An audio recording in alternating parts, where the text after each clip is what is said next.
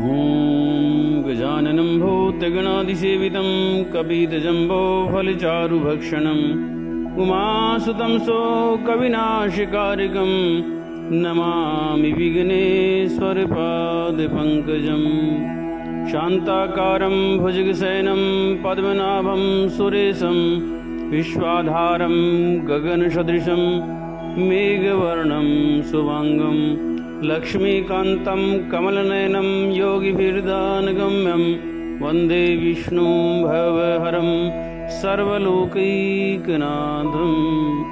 हे राम पुरुषोत्तम नरहरे नारायण केशव गोविंद गरुड़ध्वज गुणनिधि दामोदर माधव। हे कृष्ण कमलापते यदुपते सीतापते श्रीपते वैकुंठाधिपते चराचरपते लक्ष्मीपते पाहि मां लक्ष्मीपते पाहि मां।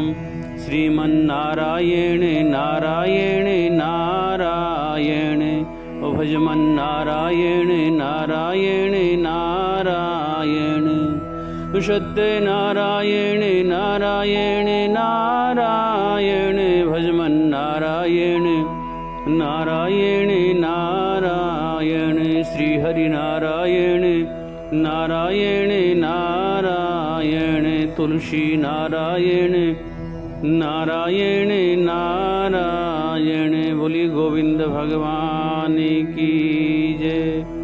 प्रिय श्रोताओं, कार्तिक मास में आपका स्वागत है। इससे पहले हम 9वें अध्याय का श्रवण कर चुके हैं। आज हम 10वें अध्याय का श्रवण करेंगे। ये कार्तिक मास बहुत ही पवित्र मास है। इस मास में कार्तिक महत्म को सुनने से पूरे कार्तिक मास का फल प्राप्त होता है। इसे श्रद्धा और भाव से अवश्य श्रवण करना चाहिए। तो चलिए सुनते हैं कार्तिक महात्म्य। इतनी कथा सुनने के पश्चात महाराज पृथु ने देवर्षि जी से विनती की कि हे मामुने, आपने कार्तिक मास में विष्णु भगवान की पूजा का महात्म्य सुनाया। इस मास में यदि अन्य किसी देवता का पूजन या व्रत होता हो तो वह भी कहिए।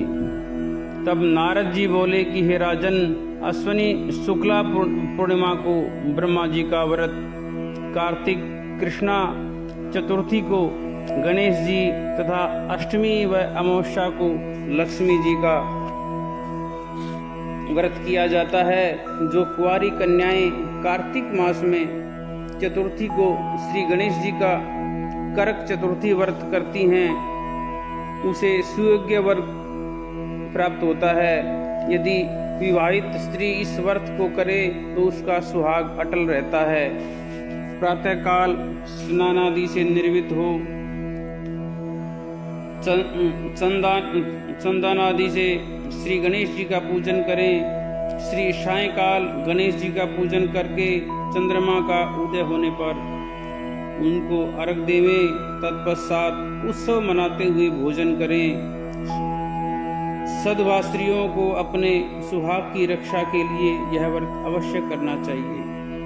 करक चतुर्थी व्रत के महत्व का वर्णन करते हुए नारद जी ने कहा, हे राजा पृथु, अब इस व्रत का एक इतिहास हम तुमको सुनाते हैं, ध्यान पूर्वक सुनो। भद्रावती नगरी में सुधर्मा नाम का एक राजा था। उसके रविदत्त, सुशर्मा, जय शर्मा और सुशोभन नाम के 4 पुत्र तथा वीरमती नाम एक कन्या थी। सुधर्मा ने अपनी कन्या का विवाह देवव्रत के साथ किया था।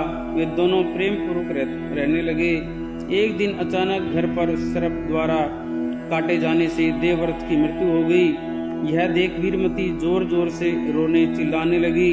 आवाज सुनकर उसके माता पिता, चारों भाई तथा पूर्ववासी भी वहां पर आ गए और देवव्रत को मरा हुआ देखकर समस्त नगर दुख के सागर में डूब गया। उसी समय दुखों को दूर करने वाले महर्षि पुलस्त मुनि अचानक वहां आ पहुँचे। राजा ने हाथ जोड़कर विनय पूर्वक उनसे पूछा कि हे महात्मन, किस पाप के कारण मेरी यह कन्या विधवा हुई है? पुलस्त्य मुनि ने बतलाया कि कार्तिक मास के कृष्ण पक्ष की चतुर्थी का व्रत न करने के कारण यह कन्या विधव्य को प्राप्त हुई है। फिर पुलस्त्य जी ने कहा कि एक समय दैत्यों का नाश का उपाय खोजने के लिए ब्रह्मा, विष्णु, महेश तथा इंद्र आदि सब देवता एकत्रित हुए। उस समय ब्रह्मा जी ने कहा कि गणेश चतुर्थी का व्रत संपूर्ण विपत्तियों का नाश करने वाला है। तब सब देवताओं ने कार्तिक कृष्णा चतुर्थी को व्रत किया, जिससे दैत्यों पर विजय प्राप्त हुई। विजय होने के बाद समस्त देवताओं ने गणेश जी से कहा कि वर मांगो। तब गणेश जी ने कहा कि जो स्त्री कार्तिक कृष्णा चतुर्थी का व्रत करे उसका पति चिरंजीवी तथा जो न करे वह विधवा हो। अतः समस्त स्त्रियों को यह व्रत अवश्य करना चाहिए। हे राजन, तुम्हारी कन्या ने इस व्रत को नहीं किया था, इसी कारण यह विधवा हुई है। यदि अब भी यह व्रत को करे तो उसका मृतपति जीवित हो सकता है। इतना कहकर पुलस्त्य मुनि चले गए। तब राजा ने अपने जामाता का शरीर तेल में सुरक्षित रखवा दिया। उसके बाद जब कार्तिक मास आया तो उसकी कन्या ने विधिवत व्रत करके उद्यापन में ब्राह्मणों को दान दक्षिणा देकर उन्हें संतुष्ट किया, जिसके प्रभाव से उसका मृतक पति पुनः जीवित हो गया।